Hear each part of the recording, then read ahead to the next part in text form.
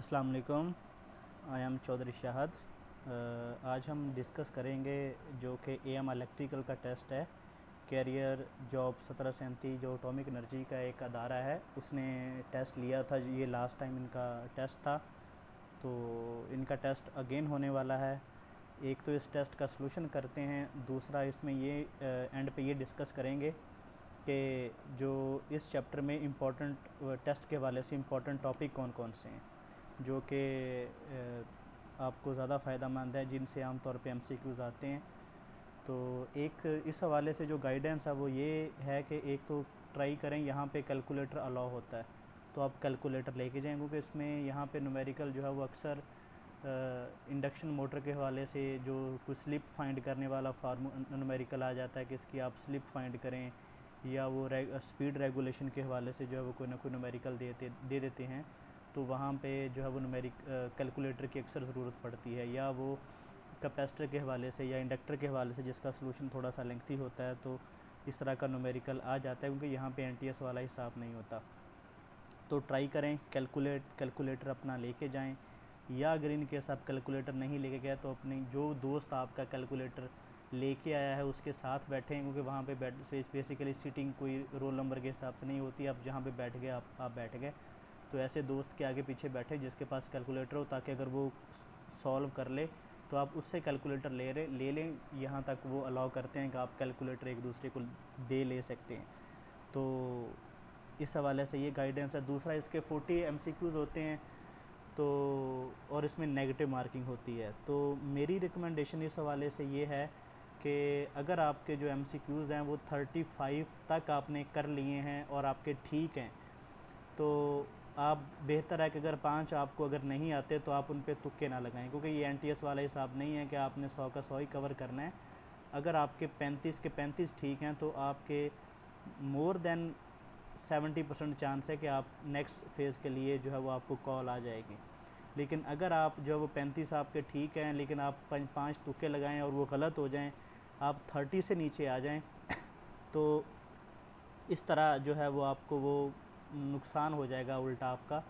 तो इसलिए इस टेस्ट में 40 में से अगर आप 30 प्लस जाते हैं और 35 के करीब जाते हैं और ऊपर वाले जो एमसीक्यूज़ हैं वो अगर आपको नहीं आते तो आप उन पे तुक्का ना लगाएं, आप उनको स्किप कर दें। मतलब उनकी जो आंसरिंग बबल शीट है उसको आप फिल ना करें उन एमसीक्यूज़ की। तो पहले इसका जो है वो टेस्ट का सलूशन करते हैं, एंड पे इसके जो इम्पोर्टेंट पॉइंट्स चैप्टर होंगे वो मैं बता दूंगा आपको, और फिर जो है वो इसके और कोई सजेशन हुई तो वो भी आपको दे देंगे। चलें बिस्मिल्लाहिर्रहमानिर्रहीम। सबसे पहले megger test is used for, जो हम मैगर यूज़ करते हैं ये मेजरमेंट ऑफ इंसुलेशन रेजिस्टेंस करते हैं। ये एक चीज़ समझ लें, जो इंसुलेशन रेजिस्टेंस होती है वो लाइव पार्ट और अर्थ पार्ट के दरमियान होती है, कि हम लाइव पार्ट और अर्थ पार्ट के दरमियान जो इंसुलेशन होती है उसकी रेजिस्टेंस हम बेसिकली चेक कर रहे होते हैं। क्या वो कहीं लीक तो नहीं है, क्या आपका जो लाइव पार्ट है वो ग्राउंड तो नहीं हो रहा। अगर ग्राउंड होगा तो जब उसे हम लाइव उसको सप्लाई देंगे तो उसी वक्त वो बर्स्ट हो जाएगा, क्योंकि वो शार्ट हो रहा है, उसमें अर्थ फॉल्ट आ जाएगा। तो हम जो है वो उसकी इंसुलेशन चेक करने के लिए जो है ये मैगर टेस्ट सबसे पहले करते हैं। ये या कोई रिपेयरिंग के बाद हो, कोई ट्रांसफार्मर या कोई भी मोटर हम रिपेयर करते हैं उसके बाद मैगर होती है, या कोई नया ट्रांसफार्मर बनाती है कंपनी तो उसकी भी मैगरिंग होती है। तो ये बेसिकली क्या करता है, उस इंस्ट्रूमेंट की जिसकी मैगरिंग करते हैं ये उसकी इंसुलेशन रेजिस्टेंस चेक करते हैं। इंसुलेशन, ये इंटरव्यू में अक्सर क्वेश्चन आ जाता है कि what is the difference between insulation resistance और वाइंडिंग रेजिस्टेंस। वाइंडिंग रेजिस्टेंस में हम वो मैगर से नहीं करते, वो एक हमारा वाइंडिंग रेजिस्टेंस मीटर होता है जिससे हम जो है वाइंडिंग की रेजिस्टेंस मेयर करते हैं। तो उसमें बेसिकली क्या होता है कि उस वायर की रेजिस्टेंस होती है जिससे जो आपकी जो वाइंडिंग है वो बाउंड होती है, तो वो होती है वाइंडिंग रेजिस्टेंस। इंसुलेशन रेजिस्टेंस कौन सी होती है, जो लाइव पार्ट जिसके साथ आपने सप्लाई कनेक्ट करनी है उसका जो है वो ग्राउंड पार्ट के साथ जो रेजिस्टेंस होती है उसको हम इंसुलेशन रेजिस्टेंस बोलते हैं। दूसरा नंबर था यहाँ पे एमसीक्यूज़ है कि which multi vibrator is use to produce square wave.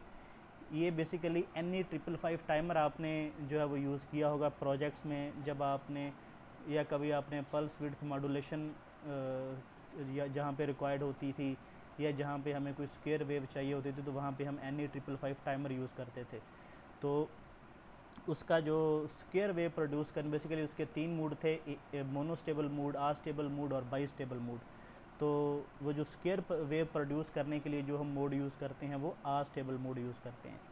Then MCQ number 3 है, if both the input of ideal operational amplifier is zero then the output will be, अगर आप जो है वो इनपुट ही उसकी ज़ीरो कर रहे हैं तो उसकी आउटपुट भी ज़ीरो होगी। इसमें ये होता है अगर आप एक उसका जो है वो इन्वर्टिंग या नॉन इन्वर्टिंग उसका टर्मिनल ज़ीरो कर दें तो जो इन्वर्टिंग पे जो इनपुट होगी उसके हिसाब से आउटपुट आ जाएगी, या अगर आपने इन्वर्टिंग ज़ीरो ग्राउंड कर दिया है, नॉन इन्वर्टिंग पे आपने जो दिया है इनपुट पे, वो आपकी आउटपुट में कन्वर्ट हो जाएगा। तो इसलिए जो है वो अगर आप दोनों आइडियल ऑपरेशन एम्पलीफायर की इनपुट पे ज़ीरो देंगे तो आउटपुट भी ज़ीरो होगी। MCQ नंबर 4 है, which insulator is use for 132 kV transmission line. ये आपने याद रखना है कि जब भी हम 66 kV, 132 kV या 220 kV या 500 kV या 765 kV की बात करते हैं, तो क्योंकि वहाँ पे जो है वो हमें बहुत लंबी लंबी स्ट्रिंग यूज़ करते हैं, तो वहाँ पे हम डिस्क टाइप इंसुलेटर यूज़ करते हैं। डिस्क टाइप इंसुलेटर का 2-3 फ़ायदे हैं। एक तो ये कि हम इसकी जितनी चाहे इसकी लेंथ बढ़ा सकते हैं, जितनी चाहे कम कर सकते हैं, या अगर कोई हमारा एक इंसुलेटर फ्लैश हो गया तो हमें पूरी वो स्ट्रिंग चेंज नहीं करनी पड़ेगी, सिर्फ हम वो इंसुलेटर उसका निकाल देंगे, दूसरी बार स्ट्रिंग वैसे यूज़ हो जाएगी। जैसे पिन टाइप इंसुलेटर में ये होता है कि अगर आपका एक इंसुलेटर भी डैमेज हो गया तो आपको वो पूरी पिन ही चेंज करनी पड़ती है। उसमें आप ये नहीं कर सकते कि आप एक इंसुलेटर चेंज, क्योंकि उसमें वो बेसिकली कनेक्टेड होते हैं एक पिन रॉड के ऊपर। तो 132 kV के ऊपर जो है हम डिस्क टाइप इंसुलेटर यूज़ करते हैं। देन MCQ नंबर 5 है, RC circuit is supplied by with 300 volt source, find the voltage of capacitor at first time constant. First time constant में आपको पता है कि ये वोल्टेज का और करंट का जो है वो परसेंटेज डिफरेंट है। ये नीचे मैंने टेबल दिया है आपको, ये टेबल आपने याद करके लाजमी जाना है। इस टेबल से जो है वो लाजमी एक जो है वो न्यूमेरिकल लाजमी आता है, वो बेसिकली फर्स्ट टाइम कांस्टेंट का वोल्टेज की जो अगर वोल्टेज का वो पूछेगा कैपेसिटर के क्रॉस तो उसकी जो है वो ये वाली कॉलम है, अगर वो करंट का पूछेगा तो उसका बेसिकली ये वाला कॉलम है। तो उसने ये पूछा है कि फर्स्ट टाइम कांस्टेंट में वोल्टेज कितना होगा कैपेसिटर के क्रॉस, तो वो उसको 36.8 से मल्टीप्लाई करेंगे। अगर वो पूछेगा कि फर्स्ट टाइम कांस्टेंट के बाद करंट कितना होगा तो उसको 63.2% से मल्टीप्लाई करेंगे। ये दोनों का आपने डिफरेंस याद रखना है। बेसिकली वो फर्स्ट टाइम कांस्टेंट का, सेकंड का और थर्ड का पूछ लेता है, तो ये 0.5 और 0.7 का नहीं पूछता। तो इसलिए ये 3 आपने याद रखने हैं कि फर्स्ट टाइम कांस्टेंट में अगर वो वोल्टेज की पूछता है तो 36.8 से मल्टीप्लाई करेंगे, अगर वो करंट का पूछता है तो 63.2 से मल्टीप्लाई करेंगे, अगर वो सेकंड टाइम कांस्टेंट में आपको वोल्टेज पूछता है कैपेसिटर के क्रॉस तो 13.5% होंगे, करंट उसका 86.5% होगा। अगर वो थर्ड टाइम कांस्टेंट में कैपेसिटर के क्रॉस वोल्टेज पूछेगा तो वो 5% होंगे, करंट 95% होगा। फोर्थ टाइम कांस्टेंट में वोल्टेज जो है 1.8% होंगे, करंट 98.2% होगा। फिफ्थ टाइम कांस्टेंट में जो वोल्टेज होंगे वो 0.7% होंगे और करंट उसका जो है वो 99.3 होगा। अब ये देखें कि अगर दोनों को आप सम करेंगे तो जो आपका आंसर है वो आपका 100 आएगा। आप चाहे करंट वाले याद कर लें 5 टाइम कांस्टेंट, या आप वोल्टेज वाले याद कर लें। करंट वाले कर लेंगे तो उसमें से जितना 100 से माइनस करेंगे जितना बचेगा वो आपके वोल्टेज का वैल्यू होगी। अगर आप वोल्टेज वाले याद कर लेंगे तो आप उसमें 100 में से जो है वोल्टेज वाले माइनस करेंगे तो उसकी जो रिमेनिंग परसेंटेज होगी वो करंट के हवाले से होगी। तो ये जो MCQs है ये बहुत दफ़ा जो है वो एटॉमिक एनर्जी के टेस्टों में देखा गया है। 6 नंबर MCQs है, induction motor have lagging power factor during. ये आपको पता है कि जो इंडक्शन मोटर है इसका पावर फैक्टर जो है वो स्टार्टिंग में भी लैगिंग होता है और ऑपरेशन में भी लैगिंग होता है। अब यहाँ पे अगर तो वो कहता है कि फुल लोड का भी ऑप्शन होता है तो फुल लोड पे जो है वो आलमोस्ट कभी कभी यूनिटी के करीब जाता है, लेकिन जो है वो रहता फिर भी लैगिंग ही है। तो इंडक्शन मोटर का जो पावर फैक्टर वो स्टार्टिंग में और ऑपरेशन में लैगिंग ही रहता है। 7 नंबर MCQs है कि if both the inputs of NAND gate are shorted it behaves like. अब नैंड गेट में आपने दोनों आउटपुट जो है वो आपस में शॉर्ट कर दी, नॉट गेट लगाए और आगे एंड गेट। अगर हम 0 देंगे तो वो क्या करेगा, नॉट गेट 0 को 1 बना देगा, 1 1 एंड गेट में आउटपुट 1 आएगी। अब हमने 0 इनपुट दिया है, आउटपुट में 1 आ गया। अब अगर हम यहाँ पे 1 देंगे तो नॉट गेट उसको 0 कर देगा। अगर दोनों ए और बी पे 0 0 जाएगा तो आगे आउटपुट भी 0, मतलब अगर हमने 1 इनपुट दिया है तो आउटपुट 0 आई है, अगर 0 इनपुट हमने 0 दिया है तो आउटपुट 1 आई है। तो ये कौन सा गेट बन गया, ये नॉट गेट बन गया, जो कि क्या करता है कि इनपुट का हमेशा इन्वर्जन कर देता है, कि अगर 0 हो तो 1 कर देता है, 1 हो तो 0 कर देता है। 8 नंबर MCQs है, if we connect a meter at both diode terminal it show low value of resistance, it means diode is, जो अगर आपका डायोड अगर लो रेजिस्टेंस दे रहा है, आपने कोई मीटर उसके साथ कनेक्ट किया, जिसका मतलब जो डायोड है वो शॉर्टेड है। 9 नंबर MCQs है, if we connect DC to primary of transformer, अगर हम ट्रांसफार्मर की प्राइमरी में को जो है वो DC सप्लाई करेंगे तो क्या होगा, जैसे हमने आम तौर पे देखा गया कि जो ट्रांसफार्मर है वो DC पे वर्क नहीं करता। तो जब हम DC करेंगे, क्योंकि बेसिकली जो ट्रांसफार्मर की हम वाइंडिंग डिज़ाइन करते हैं तो उसकी हम रेजिस्टेंस मिनिमम रखते हैं, उसकी बेसिकली इंडक्टेंस होती है, जो कि उसके AC में को 50 फ्रीक्वेंसी होती है, तो XL directly proportional to frequency होती है। तो उसमें जो करंट लिमिटेशन का काम करती है वो इंडक्टेंस करती है XL। लेकिन क्योंकि जो DC के केस में फ्रीक्वेंसी 0 होती है तो XL होती है 0, रेजिस्टेंस पहले ही बहुत कम होती है, तो वो जो वाइंडिंग है वो एज आ मतलब मिली ओम की रेजिस्टेंस जो है वो का काम करती है। जब उस पर हम DC सोर्स लगाएंगे तो उसमें से जो है वो मेगा एम्पेयर तक जो है वो करंट उसमें फ़्लो करेगा, जिसकी वजह से जो है वो हीट प्रोड्यूस होगी और उस हीट की वजह से जो आपकी वाइंडिंग है वो बर्न हो जाएगी। तो इसलिए जो है वो ट्रांसफार्मर जो है वो DC पे काम नहीं करता, क्योंकि हम उसमें अगर हम उसकी जो रेजिस्टेंस है हाँ अगर आप कोई ये कहे कि जी मैं एक सोर्स है DC सोर्स लगाया लेकिन उसके साथ उसने रेजिस्टेंस भी लगा दी है, अब जो है वो ट्रांसफार्मर फिर क्या करेगा, उसमें उस केस में वाइंडिंग जो है वो बर्न नहीं होगी, लेकिन उसमें हमें आउटपुट पे कुछ नहीं मिलेगा, क्योंकि आउटपुट में उसी वक्त मिलेगा जब चेंज ऑफ मैग्नेटिक फ्लक्स जो है वो सेकेंडरी को भी कनेक्ट करेगा। अब DC में जो है वो चेंज ऑफ मैग्नेटिक फ्लक्स नहीं होगा, तो इसलिए हमें सेकेंडरी पे भी कुछ मिलेगा नहीं। हाँ लेकिन ये है कि आपका वो जो प्राइमरी है वो बर्न नहीं होगी इस केस में, क्योंकि आपने वो करंट लिमिटिंग एक रेजिस्टेंस लगा दी है। 10 नंबर MCQs है, DC shunt motor runs with the speed of, ये बिलो द नॉर्मल स्पीड से जो है वो बिलो काम करती है। हाँ लेकिन जो है वो आपकी DC सीरीज़ मोटर है वो बहुत ज़्यादा हाई चली जाती है। देन है MCQs नंबर 11 है, the voltage apply to a capacitor 100 volt and 500 joule of work is done, the amount of charge आपने निकालना। ये आपने जो है वो हांडा में फार्मूला देखा होगा कि 1 volt is equal to 1 joule per coulomb, ये भी एक फार्मूला है। तो इसमें अगर आपके पास वोल्टेज अब क्या है 100 है, आपके पास वर्क डन कितना है 500 जूल है, 500 डिवाइड बाय अगर आप 100 करेंगे तो आपके पास आंसर 5 आ जाएगा, तो आपका आंसर 5 कूलम। ये जो है वो न्यूमेरिकल इस तरह का जो है वो आ जाता है NTS में, उसमें सॉरी एटॉमिक एनर्जी के टेस्ट में। 14 नंबर MCQs है, if the length of resistance increase 0.1% then the change in resistance जो है वो 0.2% होगा। अब ये जो इसका डिटेल मैं यहाँ पे सोल्यूशन नहीं करूँगा। अब हमने जो है वो जब ये बेसिकली VK मेहता के चैप्टर नंबर 1 से आई थिंक सो ये MCQs लिया गया है, उसमें ये न्यूमेरिकल है। तो इंशाल्लाह हम आज या कल में जो है वो उसका प्रॉपर जो है वो लेक्चर अपलोड कर देंगे अपने YouTube चैनल पे, तो आप वहाँ पे इसका जो सोल्यूशन है वो देख लीजिएगा। तो इसका जो आंसर बनेगा वो 0.2% बनेगा। अब इसको हम जो है वो बेसिकली अब उसने लेंथ उसकी 0.1% चेंज की है, इसके साथ इसका एरिया भी चेंज हुआ है। तो अब यहाँ पे अगर तो वो ये बोलता कि जो है वो इसका एरिया कांस्टेंट रहा था, अब उसने यहाँ पे एरिया का मेंशन नहीं किया कि एरिया कितना कांस्टेंट रहा है चेंज हो, तो हम ये कहेंगे कि एरिया इसमें चेंज हुआ है। तो इस वजह से अगर तो वो कहता है जी एरिया कांस्टेंट है, लेंथ तो उसने 0.1% इंक्रीज़ कर दी, जिसका मतलब रेजिस्टेंस भी 1.1% जो है वो इंक्रीज़ होनी चाहिए थी। लेकिन यहाँ पे एरिया भी चेंज होता है जब वो, क्योंकि अब इसको वो रेजिस्टेंस को डीफॉर्म कर रहा है, मतलब एक वायर थी उसने उसको या स्ट्रेच किया या उसने उसको जो है वो उसका जो लेंथ है उसको कम कर दिया। अब उसने इंक्रीज़ किया तो इसको मतलब उसने उस लेंथ को स्ट्रेच किया 0.1%, तो जब उसने स्ट्रेच किया होगा तो उसका एरिया भी डिक्रीज़ हुआ होगा, तो इस वजह से भी उसकी जो रेजिस्टेंस है वो इंक्रीज़ हुई होगी। तो इस वजह से इसको प्रॉपर जो है वो फार्मूले के साथ हम सॉल्व करते हैं, तो वो उसका सोल्यूशन जो है वो हम जब हम चैप्टर नंबर 1 उसका वीके मेहता की वीडियो अपलोड करेंगे तो उसमें ये न्यूमेरिकल आएगा, तो वहाँ पे इसका सोल्यूशन करेंगे।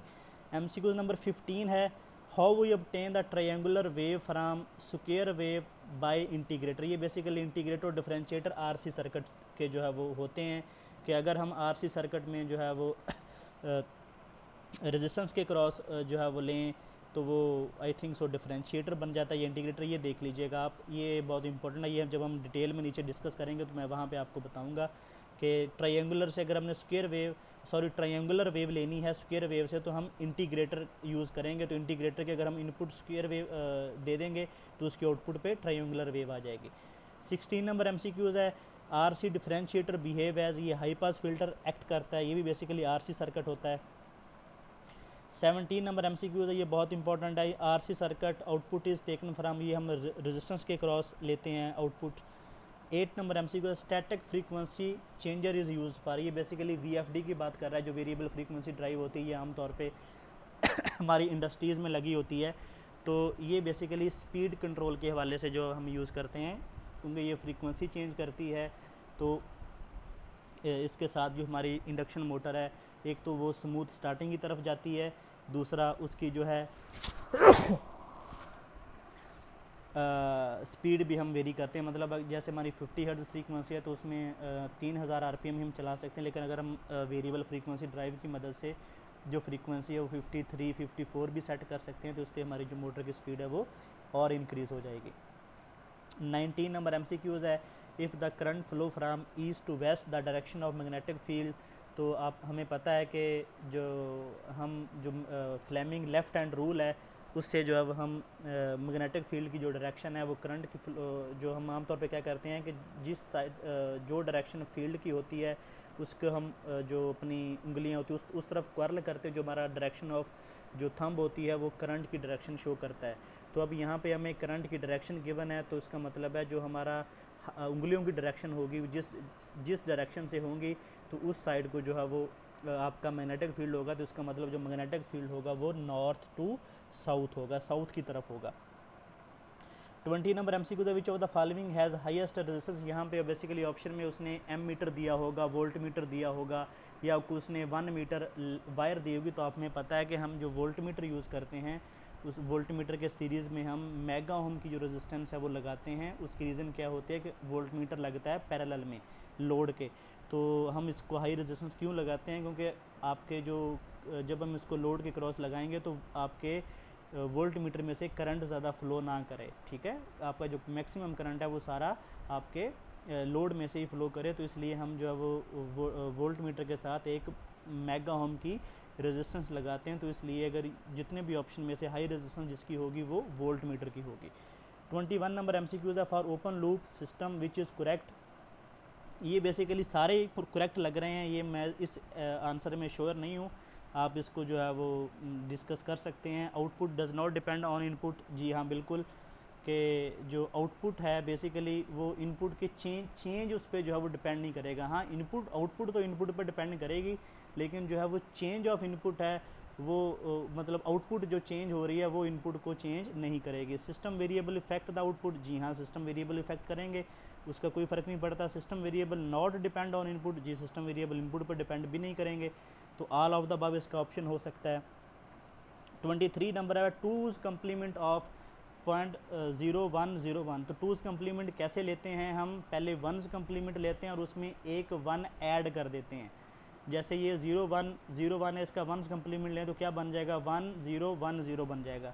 तो इसमें अगर आप 1 ऐड कर देंगे तो ये जो है आपका टूज़ कम्प्लीमेंट बन जाएगा, ठीक है। ये आपने इसके जो एक दो सॉल्यूशन है वो न्यूमेरिकल है वो प्रैक्टिस करके जाना है। ये टूज़ कम्प्लीमेंट के हवाले से जब अक्सर MCQ छोटा सा आ जाता है। 24 नंबर MCQ है कि hysteresis loop in transformer should भी, ये लॉन्ग और नैरो होना चाहिए, उसमें लॉसेस कम होंगे। 25 नंबर MCQs है कि at high frequency transformer core should be made of, इसमें हम फेराइट कोर यूज़ करते हैं, क्योंकि फेराइट कोर में ये होता है कि इसका हिस्टैरिसीस लॉस और एडी करंट लॉस कम होता है। एडी करंट लॉस भी इसका क्यों कम होता है, क्योंकि फेराइट की जो है रेजिस्टेंस होती है वो थोड़ी सी ज़्यादा होती है, जिसकी वजह से जो आपका एडी करंट है वो लिमिट होता है। 26 नंबर MCQ है SCR गिव्स आउटपुट फॉर ये ओनली पॉजिटिव हाफ साइकिल की जो है वो इनपुट साइकिल की आउटपुट देता है। उस अगर हमने AC को पास करवाना है तो हम वहाँ पे ट्राई एक यूज़ करते हैं, और ट्राई एक में क्या होता है कि 2 SCR इन्वर्स पैरेलल में लगे होते हैं। 27 नंबर MCQs है relay is a electromechanical switch. Electromechanical switch क्यों है कि ये बेसिकली इलेक्ट्रिकल से जो है वो इनिशिएट होता है और उसके बाद वो मैकेनिकली जो है वो अपनी पोजीशन चेंज करते हैं, तो उसको हम मैकेनिकली आपने करेक्ट करना, इलेक्ट्रोमैकेनिकल स्विच है, इलेक्ट्रिकल और मैकेनिकल का कम्बिनेशन। 28 नंबर MCQs है PLC can operate at its output. अगर तो इसमें इस ऑप्शन में ऑल ऑफ द अबव भी हो तो आपने ऑल ऑफ द अबव पे जाना है, लेकिन अगर ऑल ऑफ द अबव ना हो तो आपने रिले कॉइल पे जाना है, क्योंकि बेसिकली हम रिले ही यूज़ करते हैं कंट्रोल करने के लिए। PLC के आगे हम कुछ भी लगा सकते हैं, रिले भी लगा सकते हैं, छोटी मोटर भी लगा सकते हैं, लैंप भी लगा सकते हैं, सोलिनॉइड भी लगा सकते हैं। तो ये हमें जो है वो रिले के बेसिकली कोई ज़रूरी नहीं है कि उसके आगे कुछ, मतलब एक हम रिले कॉइल क्यों लगाते हैं कि जैसे कोई अगर हैवी मोटर है तो उसकी आउटपुट पे जो करंट है वो बहुत ज़्यादा होता है, तो PLC से जो हम आम तौर पे उसके कॉन्टैक्ट से वो इतना हाई करंट बर्दाश्त नहीं करते, तो इसलिए वो बर्न हो जाते हैं, तो इसलिए हम रिले लगाते हैं कि रिले की जो ऑपरेटिंग कॉइल होती है वो बहुत कम जो वो करंट लेती है, लेकिन उसके कॉन्टैक्ट से जितना मर्ज़ी आप अम्पेयर्स गुजार लें तो उसको फ़र्क नहीं पड़ता। तो इसलिए हम प्रेफर करते हैं कि कोई भी जो PLC है वो एक कॉइल के थ्रू, एक रिले के थ्रू जो है वो कनेक्ट हो, या कोई मैग्नेटिक कॉन्टैक्टर हम लगाते हैं जिसको हम सोलेनॉइड भी बोलते हैं, कि मैग्नेटिक कॉन्टैक्टर के थ्रू जो लोड कनेक्ट करते हैं हम PLC के साथ, ठीक है। या लैंप होता है, जो कि लैंप का भी एम्पेयर बहुत कम होते हैं, तो लैंप भी हम डायरेक्टली भी कनेक्ट कर सकते हैं। तो जो है वो ये, अगर इसके ऑप्शन में ऑल ऑफ द अबव होगा तो आपने ऑल ऑफ द अबव पे जाना है, या अदरवाइज़ आपने रिले कॉइल पे जाना है, क्योंकि PLC का काम है बेसिकली डिसीजन करना कि आपने एक उसमें वैल्यू सेट कर दी, बेस वैल्यू कि अगर इस वैल्यू से जो वो करंट आपका ऊपर जाए या वोल्टेज आपके ऊपर जाए तो आपकी जो लोड है वो आपका ट्रिप हो जाए, बंद हो जाए, तो वो बेसिकली रिले को सिग्नल करेगा, रिले आगे सर्किट ब्रेकर को करेगी, तो और आपका जो है वो लोड है वो ट्रिप हो जाएगा। 29 नंबर MCQs है कि magnetic field is produce by, ये मैग्नेटिक फील्ड जो है वो आपका मैग्नेट से ही प्रोड्यूस होता है। एक यहाँ पे ऑप्शन जो है वो करंट लूप का भी था, करंट लूप में जो है वो डॉट वाला जो है वो आपका मैग्नेटिक फील्ड पैदा होता है, जो कि सिर्फ सेंटर में होता है। हाँ, अगर वो एक स्ट्रेट वायर का बात करेगा तो वहाँ पे मैग्नेटिक फील्ड स्ट्रेट कंडक्टर में पैदा होगा, लेकिन करंट लूप में पैदा नहीं होगा। तो जो मैग्नेटिक फील्ड है या मूविंग चार्ज में होता है, स्टैटिक चार्ज में भी मैग्नेटिक फील्ड पैदा नहीं होता, उसमें इलेक्ट्रिक फील्ड होता है। तो इसलिए मैग्नेटिक फील्ड ओनली मैग्नेट में प्रोड्यूस होता है, स्ट्रेट कंडक्टर में प्रोड्यूस होता है, और मूविंग चार्ज में प्रोड्यूस होता है। ये 3 इसके सोर्स हैं मैग्नेटिक फील्ड के। अब जो है वो इस टेस्ट के हवाले से जो जितने भी जो इम्पोर्टेंट चैप्टर्स हैं वो हम डिस्कस करते हैं। सबसे पहले इसमें जो इम्पोर्टेंट है वो कैपेसिटर है। ये कैपेसिटर का टॉपिक आपने हांडा बुक, BL थराजा और VK मेहता तीनों से कवर करना है, ठीक है। तो इसमें ये कि आपने साथ साथ इसके न्यूमेरिकल भी करने हैं, Q = CV वाले फार्मूले के न्यूमेरिकल, इसके RC का टाइम कांस्टेंट, LR का सर्किट का टाइम कांस्टेंट, LR का टाइम कांस्टेंट कैसे निकालते हैं, L/R से, RLC का टाइम कांस्टेंट कैसे निकालते हैं, L/CR से, RC कैसे निकालते हैं, R×C, ठीक है। कैपेसिटर में एनर्जी स्टोर कैसे होती है, 1/2 CV²। ये जितने भी फार्मूले यहाँ पे यूज़ होते हैं, या जहाँ हमने ऊपर जैसे यूज़ किया कि 1 वोल्ट = 1 जूल पर कूलम वाले फार्मूले के न्यूमेरिकल, तो ये इनमें से अक्सर कैपेसिटर के टॉपिक में से अक्सर न्यूमेरिकल आ जाता है, या वो कैपेसिटर का कोई MCQs भी दे देता है। इसमें से MCQs आपके आते हैं। इंडक्टर वाले भी इसी तरह आपने जो न्यूमेरिकल और इसकी जो थ्योरी है वो सारी प्रैक्टिस करके जानी है। न्यूमेरिकल में ये कि जो है वो करंट कैसे निकालते हैं इंडक्टर का, अगर आपको नंबर ऑफ़ टर्न्स दिए हों या आपको L इंडक्टर की वैल्यू दी हुई हो, तो इस वाले ये सारे जो है वो न्यूमेरिकल, ये आपको जो डिटेल फार्मूले हैं ये VK मेहता की जो बुक है उसमें इंडक्टर का जो चैप्टर होगा उसमें आपको मिल जाएंगे। उसके बाद NE555 टाइमर के जो मोड्स हैं और उनकी आउटपुट है ये आपने लाजमी देख के जानी है कि मोनोस्टेबल किस के जैसे हम PWM अगर हमने वेव जनरेट करनी है तो मोनोस्टेबल यूज़ करेंगे। जैसे हमने ऊपर देखा कि स्क्वायर वेव जनरेट करनी है तो हम जो है वो अस्टेबल मोड यूज़ करेंगे। बाईस्टेबल किस लिए होता है, तो इसी तरह इनके जो है वोल्टेज भी हम निकालते हैं कि VCC 3/2, ये कुछ फार्मूले भी होते हैं इनके। वो भी आपने जो है वो NE555 को भी अच्छे तरीके से देख के जाना है।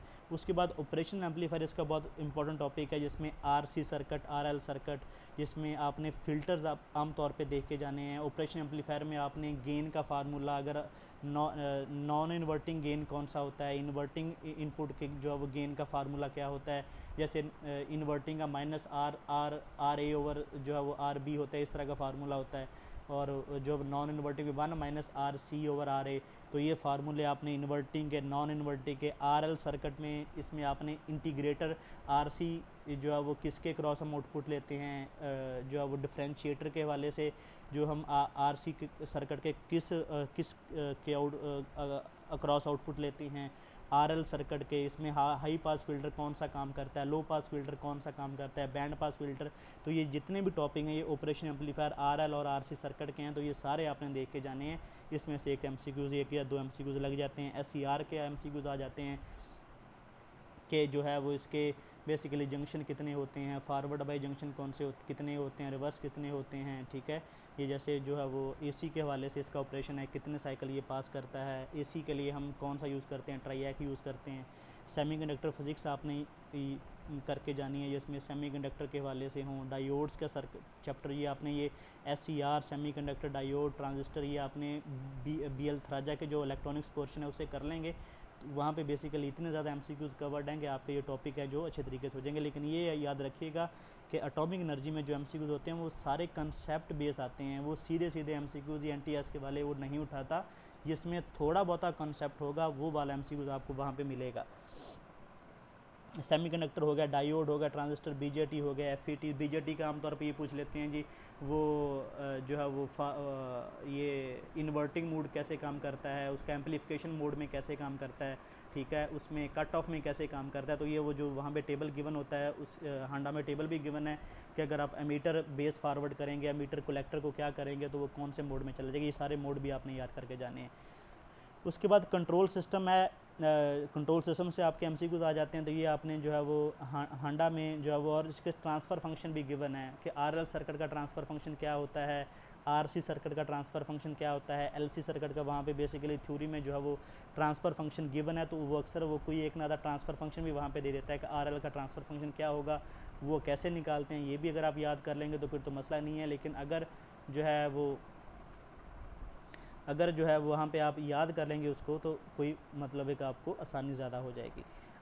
FM फ्रीक्वेंसी मॉड्यूलेशन और एम्पलीट्यूड मॉड्यूलेशन के हवाले से भी MCQs अक्सर आ जाता है कि ये आपने, अगर आपके पास हांडा की इलेक्ट्रॉनिक्स की बुक है तो वहाँ पे बेसिकली थोड़ा सा एम्पलीट्यूड मॉड्यूलेशन, फ्रीक्वेंसी मॉड्यूलेशन के MCQs एक तो हैं कम और एक हैं थोड़े से आसान है।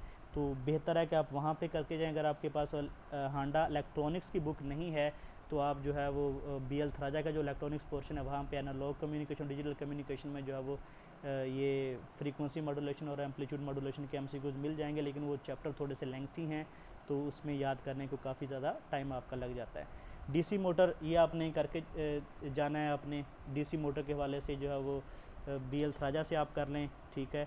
और इसमें यह है कि DC सीरीज़ मोटर जो है वो और शंट मोटर के हवाले से जितने भी कॉन्सेप्ट हैं आपके, वो न्यूमेरिक जो है वो थ्योरी बेस, थ्योरेटिकल बेस जो MCQs हैं वो आपने कवर करके जाने हैं। ट्रांसफार्मर से अक्सर MCQs होता है, वहाँ पे एक दो MCQs आ जाते हैं ट्रांसफार्मर की कोर के हवाले से, एडी करंट के हवाले से, हिस्टैरिसीस लॉस के हवाले से।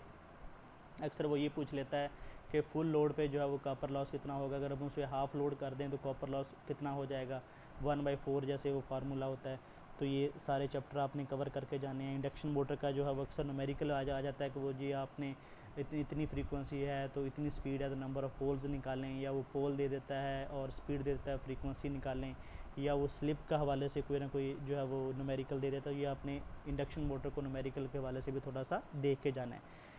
उसके बाद बेसिक इलेक्ट्रिक और RLC के टॉपिक भी आपने करने हैं जो कि हांडा से ज़्यादा इंपॉर्टेंट हैं, और VK मेहता से। VK मेहता के जो चैप्टर नंबर 1 to 4 हैं ये आपने लाजमी कवर करके जाना है। जैसे वो जो 0.1% चेंज ऑफ जो लेंथ का वाला फार्मूला न्यूमेरिकल था वो चैप्टर नंबर 1 VK मेहता से आया हुआ था। इसलिए आपने हांडा के जो पहले 5 चैप्टर हैं और जो VK मेहता के पहले 4 चैप्टर हैं ये आपने लाजमी कवर करके जाने हैं, न्यूमेरिकल के हवाले से भी और थ्योरी के भी हवाले से भी। इंशाल्लाह जो है वो हम आज या कल में जो वीके मेहता के चैप्टर हैं 1 to 4 ये अपलोड कर देंगे। हांडा के हमने 1 to 5 चैप्टर जो है वो ऑलरेडी अपलोड कर दिए चैनल पे, वो आप उसमें न्यूमेरिकल भी कवर्ड हैं, कॉन्सेप्ट भी कवर्ड हैं, वो आप वहाँ से देख सकते हैं।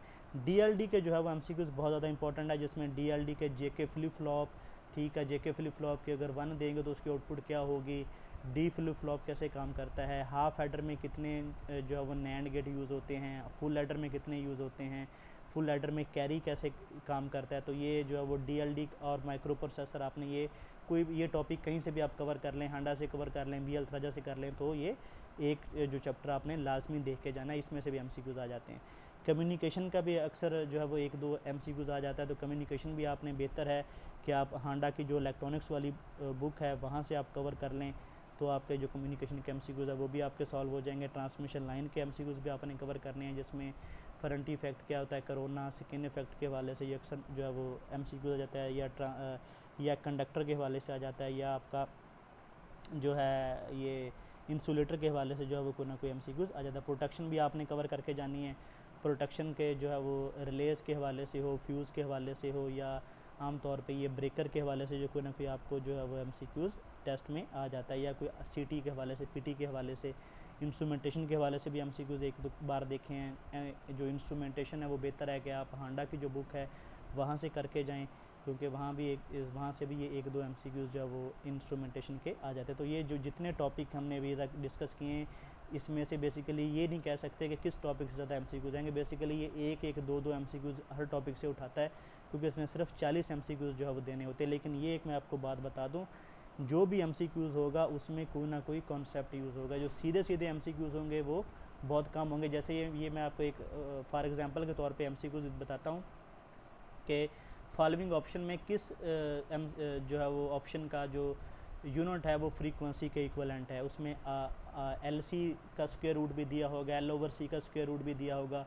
तो इस तरह के एमसीक्यूज़, अब ये सीधा नहीं है। अब आपको पता होगा कि LC का जो स्क्वायर रूट है ये जो है वो एंगुलर फ्रीक्वेंसी को भी डील करता है, तो इसलिए आप वहाँ पे ऑप्शन पे जा सकेंगे, अदरवाइज़ आपको नहीं आता होगा। तो ये सीधे एमसीक्यूज़ नहीं आते, इसमें जो वो कॉन्सेप्ट आते हैं। आपने टाइम लेके जो है वो ऑप्शन को देखना है, फिर आपने जो वो टिक करना है, क्योंकि इसमें नेगेटिव मार्किंग होती है। इंशाल्लाह जैसे ये टेस्ट हो जाएगा तो इसका जो नेक्स्ट फेज़ होता है वो ये एक जो है वो टेस्ट लेते हैं, जिसमें ये इंग्लिश का पोर्शन होता है, जिसमें रैपिड फायर क्वेश्चन होते हैं। तो उसकी जो कंप्लीट गाइडेंस है इंशाल्लाह वो वीडियो भी हम इस चैनल पे अपलोड करेंगे। तो आप चैनल को लाइक कर लें, वीडियो को लाइक करें, सब्सक्राइब कर लें, बेल आइकन को प्रेस कर लें, और हम इंशाल्लाह इस चैनल पे जो है वो हांडा के कंप्लीट चैप्टर्स के जो लेक्चर हैं वो अपलोड करेंगे। बीएल थ्राजा के, वीके मेहता के, बीएल थ्राजा का इलेक्ट्रॉनिक्स पोर्शन के, और पास पेपर्स, इस हवाले से जो हम इंशाल्लाह अपलोड करेंगे। तो चैनल को सब्सक्राइब कर लीजिएगा, और अगर कोई आपको चीज़ समझ नहीं आई तो आप कमेंट में वो कर सकते हैं, हम इंशाल्लाह अगेन उसको डिटेल के हवाले से वीडियो बना देंगे। तो best of luck for test. अल्लाह हाफिज़।